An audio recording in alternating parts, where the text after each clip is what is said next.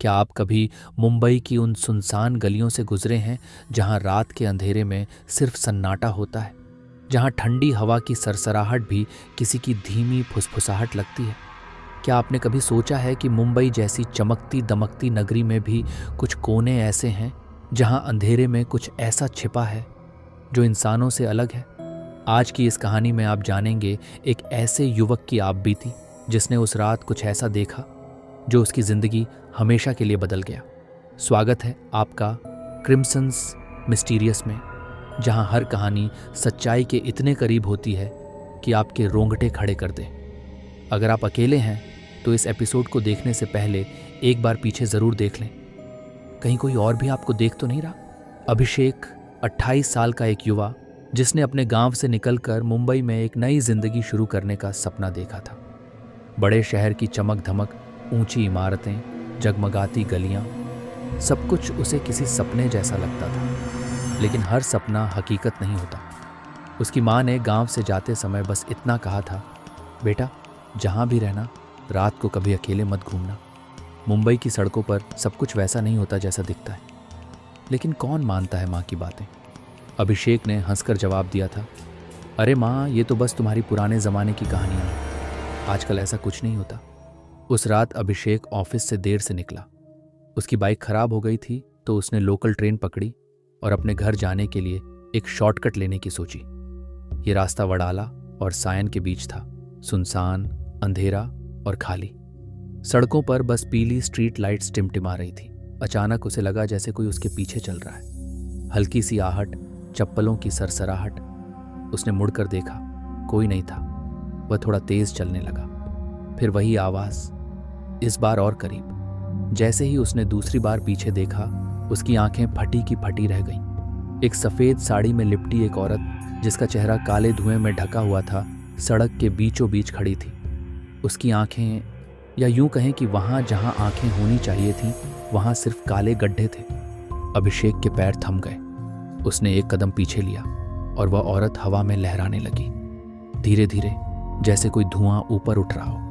अभिषेक के शरीर से पसीने की धार बहने लगी। वह जितना तेज दौड़ सकता था उतना तेज दौड़ने लगा। लेकिन जितना वह भागता, आवाजें और नजदीक आती। तभी एक अंधेरे मोड़ पर उसकी नजर पड़ी एक छोटे से लड़के पर जो अकेला बैठा रो रहा था। भैया, मुझे घर जाना है, मेरी माँ आई थी मुझे लेने, लेकिन वो अब नहीं है। लड़के की हालत देखकर अभिषेक ने उसकी तरफ हाथ बढ़ाया, लेकिन तभी हवा में फिर वही सरसराहट हुई। उसने पलट कर देखा और वह औरत अब उसके ठीक पीछे थी। वह हंस रही थी और जैसे ही अभिषेक ने लड़के की तरफ दोबारा देखा, वह लड़का वहां था ही नहीं। उसकी जगह वहां बस एक जोड़ी पुराने घिसे हुए चप्पल पड़े थे और एक खून से सना हुआ रुमाल। अभिषेक ने वहां से भागने की कोशिश की, लेकिन उसके पैर जाम हो गए थे। तभी हवा में किसी की हंसी गूंज उठी। वह औरत अब कुछ फुसफुसा रही थी, तू भी उन्हीं की तरह यहाँ रुक जाएगा, कोई नहीं बचता, कोई नहीं बचता। तभी अभिषेक ने देखा कि सड़क पर जितने भी स्ट्रीट लाइट्स थे सब एक एक करके बुझने लगे। अंधेरा घना होता गया और फिर अचानक एक ट्रक उसी सड़क पर आया। अभिषेक के कानों में हॉर्न की तेज आवाज गूंज उठी। वह अपनी जगह से हिल नहीं सका और अगले ही पल धड़ाम, सब कुछ सन्नाटे में चला गया। अगली सुबह पुलिस को सड़क पर अभिषेक की बाइक तो मिली, लेकिन उसका कोई नामो निशान नहीं था। लोग कहते हैं कि वहां हर साल कई लोग गायब होते हैं और कोई भी नहीं जानता कि वे कहां चले जाते हैं। क्या अभिषेक अब इस दुनिया में नहीं रहा, या वह किसी और ही भयानक सच्चाई का हिस्सा बन गया? इस कहानी का रहस्य अभी बाकी है। अभिषेक की माँ हर दिन अपने बेटे के फोन का इंतजार करती थी। उसे यकीन नहीं हो रहा था कि उसका बेटा ऐसे अचानक गायब हो सकता है। हर दिन वह पुलिस थाने के चक्कर काटती, लोगों से पूछताछ करती, लेकिन कोई जवाब नहीं मिलता। उसकी आंखों में आस थी कि एक दिन अभिषेक वापस आएगा, लेकिन हफ्तों बीत गए और उसका कोई पता नहीं चला। एक रात जब उसकी माँ मंदिर में पूजा कर रही थी, तभी घर के दरवाजे पर दस्तक हुई। उसने दरवाज़ा खोला, लेकिन वहाँ कोई नहीं था। नीचे ज़मीन पर बस एक कागज़ पड़ा था जिस पर लिखा था, मुझे बचा लो, मैं अभी भी जिंदा हूँ। उस रात जब अभिषेक सड़क पर गिरा तो उसे लगा कि वह मर चुका है, लेकिन उसकी आंखें खुली और उसने खुद को एक अजीब सी जगह पर पाया। चारों ओर घना कोहरा था। हवा में अजीब सी गंध थी और दूर दूर तक कोई नहीं था। अचानक उसने देखा कि वहां कई लोग बैठे हैं। उनके चेहरे अंधेरे में डूबे थे और उनकी आंखों में कोई जीवन नहीं था। तभी किसी ने उसके कंधे पर हाथ रखा। अभिषेक ने जैसे ही पलट कर देखा, उसकी आत्मा कांप गई। वह वही औरत थी, लेकिन अब उसका चेहरा पहले से भी ज्यादा भयानक हो चुका था। उसके होंठ सिले हुए थे, आंखें गहरे काले गड्ढों में बदल चुकी थीं और उसके गले से एक धीमी सी चीख निकल रही थी, अब तुझे यहां से कोई नहीं ले जा सकता। अभिषेक को समझ नहीं आ रहा था कि वह कहाँ है। उसने भागने की कोशिश की, लेकिन हर रास्ता अंधेरे में खो जाता था। तभी उसने एक छोटी सी रोशनी देखी और उसकी तरफ दौड़ पड़ा। वहां पहुंचते ही उसने देखा उसकी माँ वहीं खड़ी थी। उसने रोते हुए कहा, माँ, मुझे यहां से निकालो। लेकिन उसकी माँ चुपचाप खड़ी थी। उसकी आंखों में आंसू थे, लेकिन उसके होंठ हिल नहीं रहे थे। अभिषेक की आंखों से आंसू बहने लगे। वह अपनी माँ की ओर बढ़ा, लेकिन जैसे ही उसने उसे छूने की कोशिश की, उसकी माँ का शरीर धुएं में बदल गया और गायब हो गया। वह पूरी तरह टूट चुका था। उसे एहसास हो चुका था कि यह दुनिया कुछ और ही थी। और फिर अचानक उसकी माँ की आवाज गूंज उठी, बेटा, पीछे देख। अभिषेक ने जैसे ही पीछे मुड़कर देखा, उसकी सांसें अटक गईं। वहां एक बड़ा सा कुआं था और उसमें कई लोगों के शरीर उल्टे लटके हुए थे। उनकी आंखें खुली थीं, लेकिन वे बिल्कुल निर्जीव थे। ये कोई आम जगह नहीं थी। ये तो मुंबई के गुमशुदा लोगों की दुनिया थी, जो कभी वापस नहीं आए। तभी किसी ने उसका हाथ पकड़ा और उसे जोर से कुएं में खींचने लगा। वह चीखा, लेकिन कोई सुनने वाला नहीं था। उसकी आंखों के सामने अंधेरा छाने लगा और अगली बार जब उसने अपनी आंखें खोली तो वह फिर से उसी सुनसान सड़क पर पड़ा था। क्या यह कोई सपना था या फिर वह सच में वहां गया था? अगली सुबह जब पुलिस उस जगह पहुंची तो उन्हें सड़क पर बस एक चीज मिली, अभिषेक का मोबाइल, जिसमें आखिरी रिकॉर्डिंग थी। उस रिकॉर्डिंग में एक आवाज थी, वह औरत की डरावनी हंसी और फिर एक फुसफुसाहट, तू अब हमारा हिस्सा बन चुका है, कोई यहां से नहीं जा सकता। लेकिन पुलिस को एक और चीज मिली जो इस रहस्य को और गहरा बना देती थी। उस सड़क पर एक पुराना ब्लैक एंड वाइट फोटो पड़ा था, जिसमें अभिषेक की मां खड़ी थी। लेकिन यह तस्वीर 1975 की थी। क्या सच में अभिषेक की मां इस रहस्य का हिस्सा थी या फिर यह कुछ और ही था? अभिषेक के हाथ कांप रहे थे। वह तस्वीर को घूर रहा था और उसके दिमाग में अजीब अजीब सवाल उठ रहे थे। यह कैसे संभव है?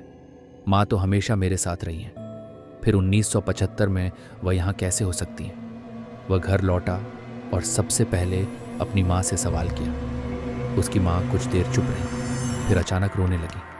उनके आंसू जमीन पर गिर रहे थे और उनके होंठ कांप रहे थे। बेटा, अब सच छिपाने का कोई मतलब नहीं। जो होने वाला है उसे कोई नहीं रोक सकता। अभिषेक के रोंगटे खड़े हो गए।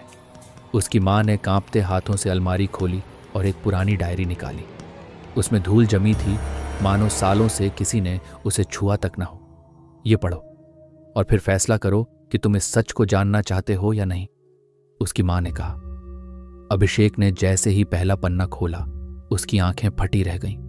उसमें लिखा था 20 जुलाई 1975, रात 2:30। मैंने उसे मार डाला। मैंने उस औरत को मार डाला और उसने मुझे श्राप दे दिया। मैं इस श्राप से कभी मुक्त नहीं हो पाऊंगी।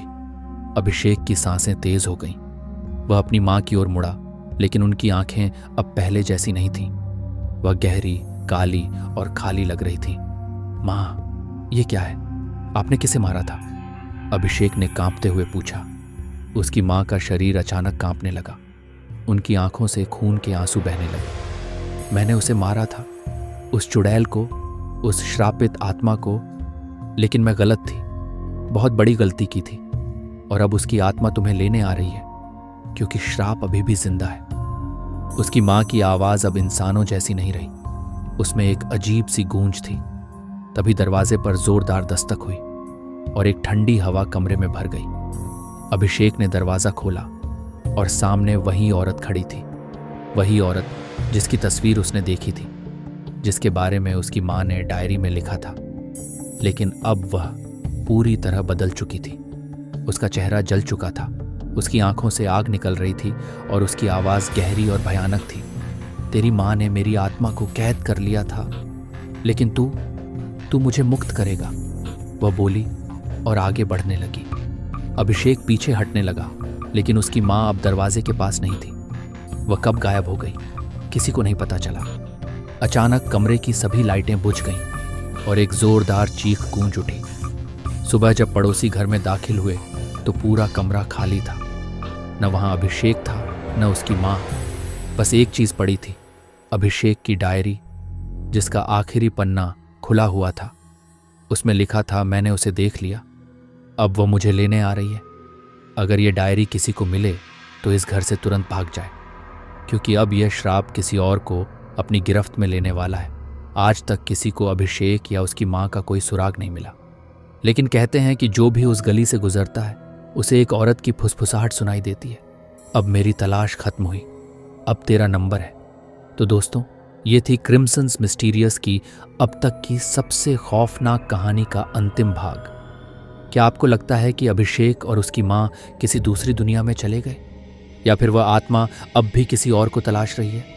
अगर आपको यह कहानी पसंद आई तो हमें कमेंट में ज़रूर बताएं, और अगली बार जब किसी सुनसान सड़क से गुजरें तो सावधान रहें, क्योंकि कोई आपकी परछाई को भी देख रहा हो सकता है। मिलते हैं अगली खौफनाक कहानी में, तब तक के लिए अलविदा।